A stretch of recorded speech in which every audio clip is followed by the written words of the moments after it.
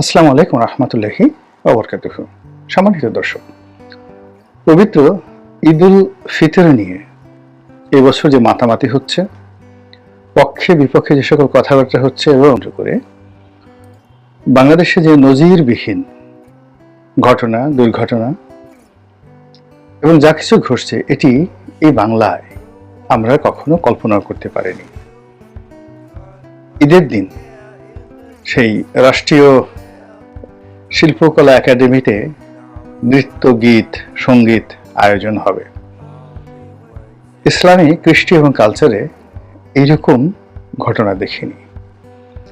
কিংবা যারা কখনো নামাজ কালাম পড়েনি, ধাক্কা দিয়ে পশ্চিম দিকে ফিরে দিলেও যারা রাগ হয়ে পূর্ব দিকে যে কোনো জিনিস তারা খাবে, যে কোনো জিনিস তারা বলবে, কিন্তু লা ইলাহা ইল্লাল্লাহু মুহাম্মাদুর রাসূলুল্লাহ এই শব্দগুলো উচ্চারণে যাদের বাধা ছিল, যাদের মুখে রুচিতে এই সকল বক্তব্য আসতো না, এখন তাদের মুখেই দেখা যাচ্ছে যে ইসলামের অমীয় বাণী আমাদেরকে নামাজ না পড়েও সামনের কাতারের মুসল্লি, আল্লাহ তাতে বিশ্বাস না করেও ঈদের অনুষ্ঠানের মেহমানে আজিম, সারা বছর রোজা রেখেছে কিনা, তারপরে শেষে উজু করেছে কিনা, পায়খানা পেশাব করে উজু করেছে কিনা, পানি নিয়েছে কিনা, এসব যে কৃষ্টি এবং কালচার রয়েছে মুসলমানদের মধ্যে, তো সেই সকল কৃষ্টি এবং কালচার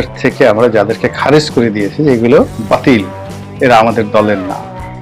এখন তাদের নেতৃত্বে অনেক কিছু হচ্ছে, নাটক, গান, বাজনা, সিনেমা, মানে অনেক কিছু হচ্ছে। ঈদ, এবার যে ঈদ, ঈদুল ফিতর 2025 পুরো ঢাকা শহরকে রীতিমতো তোলপাড় করে দিয়েছে। বড় বড় মানুষ ঠাট্টা করার চেষ্টা করছে, এরকম ঠাট্টা আমরা কখনো দেখিনি। আওয়ামী লীগ নেই, আওয়ামী লীগের যন্ত্রণায় কি আমরা কখনো ঈদ করতে পারতাম? আওয়ামী লীগ থাকলে চাঁদা দিতে হতো, এই বছর কোনো চাঁদা দিতে হয়নি। ছাত্রলীগের দাপট থাকতো এবং পাঞ্জাবির দোকানগুলো সব ছাত্রলীগ, যুবলীগে ভরপুর থাকতো। যুব মহিলা লীগের যে সকল মেয়েরা ছিল, তারা শাড়ির দোকানগুলোতে দাপট দেখাতো। ওই দৃশ্য তো আমরা এবার দেখিনি। এবার যারা ঈদ করেছেন তারা সবাই একেবারে রীতিমতো সারা বছর রোজা রেখেছেন, নামাজ পড়েছেন, তসবিহ করেছেন, জিন্দা ওলি।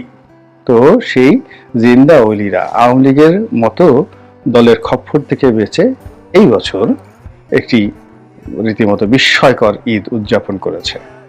এরকম প্রচারণা এক পক্ষ করার। দ্বিতীয়ত, আওয়ামী লীগের যে দলগত হিসেবে আওয়ামী লীগকে যারা ফ্যাসিস্ট ফ্যাসিস্ট ফ্যাসিস্ট বলে গালাগাল দিতেন, তো তারা এই দলের সবাইকে যেভাবে শত্রু মনে করেন এবং এই শত্রুদেরকে যদি আবার এক পাত্র রেখে ওজন করেন, এতেও আওয়ামী বিরোধী শক্তির নিকট শেখ হাসিনার উপস্থিতি, তার নাম, তার কথা, তার বার্তা সবকিছু আরো বেশি অসহনীয়। প্রতি বছর ঈদ উপলক্ষে শেখ হাসিনার বাণী, তার প্রশংসা থাকে, তার কর্মকাণ্ড থাকে। ঈদের দিন তিনি ঘটা করে অনেকগুলো কর্মকাণ্ড করেন। পুরো রমজান মাস জুড়ে একটার পর একটা ইফতার দেন, এতিমদেরকে তিনি দাওয়াত করেন, তারপরে শেষে সেই এতিমদের জন্য তিনি রান্না করে এতিমদেরকে খাইয়ে দেন। তো এটা অনেক লোকে ভালো লাগতো না, যে এটা কি ধরনের ন্যাকামি। একটা প্রধানমন্ত্রী, তার সাথে খাতির থাকবে আরেকটা দেশের প্রধানমন্ত্রী, একটা রাষ্ট্রপতি, তার সাথে খাতির থাকবে আরেকটা রাষ্ট্র, আর মিসকিনদেরকে, ফকিরদেরকে, এতিমদেরকে খাইয়ে দিতে হবে কেন? এর ন্যাকামি।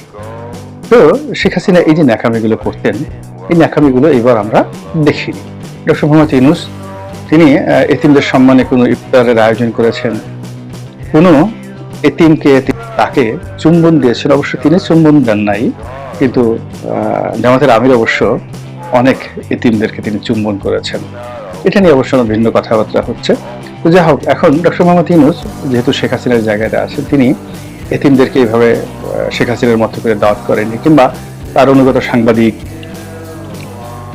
বুদ্ধিজীবী, প্রফেসর, তারপরে অর্থনীতিবিদ, রাজনীতিবিদ, প্রায় সবার সম্মানে প্রতিদিন গণভবনে এক একটি ইফতার করে তিনি রাষ্ট্রের অনেক টাকা নষ্ট করেছেন এবং পুরো রাজনৈতিক অঙ্গনকে একটা রমরমা ঈদের গুলো আমরা এবার দেখিনি। ফলে কি হলো, অনেক রাষ্ট্রের টাকা বেঁচে গেছে। এখন সেই টাকা দিয়ে আর একটা পদ্মা সেতু হয়তো করা যাবে। মাওয়া ঘাটে যেটা পদ্মা সেতু শেখ হাসিনা করে গেছেন তার এগেনস্টে এখন মানিকগঞ্জে হয়তো আর একটা পদ্মা সেতু করা যাবে এই রোজার মাসে শেখ হাসিনার হয় টাকা রোধ করে। 2 নম্বর হলো যে এই রোজার মাসে কতগুলো বিষয়, ইলেকট্রিসিটি, তারপর শেষে বেগুনের অভাব, তারপরে পেঁয়াজের অভাব, এই বিষয়গুলো নিয়ে শেখ হাসিনা বলতেন। তো আলু দিয়ে বেগুনি তৈরি করা, এই জিনিসগুলো বলতেন, যেগুলো এবার ডক্টর মোহাম্মদ ইউনূস বলেননি। তিনি তার মধ্যে করে গিয়েছেন এবং চীন দেশে গিয়ে তিনি সেখানে রোজা ছিলেন কিনা সেটা বলতে পারবো না। এবং চীনের অনেক ঐতিহাসিক মসজিদ আছে বেইজিং এর, তিনি কোনো মসজিদ পরিদর্শনে গিয়েছেন কিনা তাও বলতে পারবো না। ওখানকার বাঙালি কমিউনিটি, যেটা শেখ হাসিনা কোথাও গেলে বাঙালি কমিউনিটির সঙ্গে বসেন, তো তিনি সেখানে যারা বাঙালি কমিউনিটি রয়েছেন বেইজিং এ রয়েছেন, যে বাঙালি রয়েছে তাদের সঙ্গে তার কোনো যোগাযোগ হয়েছে কিনা বলতে পারবো না। তো সব মিলিয়ে সচরাচর ঈদকে কেন্দ্র করে গত 15 বছর ধরে শেখ হাসিনার জমানাতে যে সকল দৃশ্য হয় পুরো রমজান জুড়ে, সেটা যেমন হয়নি। আবার ঈদের দিনকে কেন্দ্র করে যাতে যে পরিমাণ লোক গণভবনে যেতেন তার 100 ভাগের 1 ভাগ লোকও এইবার ডক্টর মোহাম্মদ ইউনূসের সঙ্গে দেখা করতে যাননি। এবং ডক্টর মোহাম্মদ ইউনূস এই উপলক্ষে একটা চমৎকার ভাষণ দিয়েছেন। তিনি বলেছেন ঈদ বা এই পবিত্র মাহে রমজানে কেবলমাত্র শুভেচ্ছা বিনিময় করলে হয় না, কোলাকুলি করতে হয়। তো তিনি সবার সঙ্গে কোলাকুলি করেছেন, একটা ব্যতিক্রম ধর্মী, এবং তিনি ছিলেন বেশ উচ্ছ্বসিত। তাকে বিজয়ী মনে হয়েছে, যথেষ্ট বিজয়ী মনে হয়েছে, আত্মপ্রত্যয়ী মনে হয়েছে এবং বিশ্বাসী মনে হয়। অনুদাহী অনুরক্ত তাদের বক্তব্য হলো যে শেখ হাসিনার অনুপস্থিতিতে একটা বিস্ময়কর ঈদ বাঙালি জাতীয় বছর পালন করেছে এবং আওয়ামী লীগের অনুপস্থিতিতে একটি উপদ্রবহীন, যেখানে কোনো উৎপাত ছিল না, পুরো রোজার মাস মার্কেটিং, তারপরে শেষে অসাধারণ একটা সময় পার করছে বাঙালি জাতি। এবং এই কারণে এই পবিত্র মাহে রমজান মাসে ডক্টর মোহাম্মদ ইউনূসের যারা শুভানুদ্দাহী তারা আশা করছেন যে যেহেতু তিনি একটি ভালো ঈদ উপহার দিয়েছেন, এই ঈদের মাসে গিয়ে তিনি ইফতার করেছেন হতভাগ্য রোহিঙ্গাদের সঙ্গে, তারপর এই সময়টিতে তিনি অনেক বিদেশি মেহমানদেরকে বাংলাদেশে এনেছেন, ঠিক আছে, এই রোজা রেখে অনেক কষ্ট করে। তো কাজেই তার জন্য তো বেহেশতের টিকিট আল্লাহ জানে কোন অবস্থায় রয়েছেন। সেটা না হলেও জনগণের দোয়া করা তার জন্য একেবারে ফরজে আইন, অর্থাৎ আমাদেরকে দোয়া করতেই হবে।